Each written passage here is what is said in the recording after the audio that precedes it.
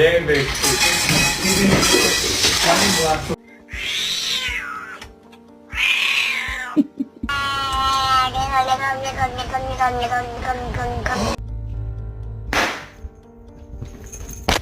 Okay then. Motherfucker, don't ever fucking film me. I'm gonna kick the shit out of you. Ooh, that brother's floating in the air.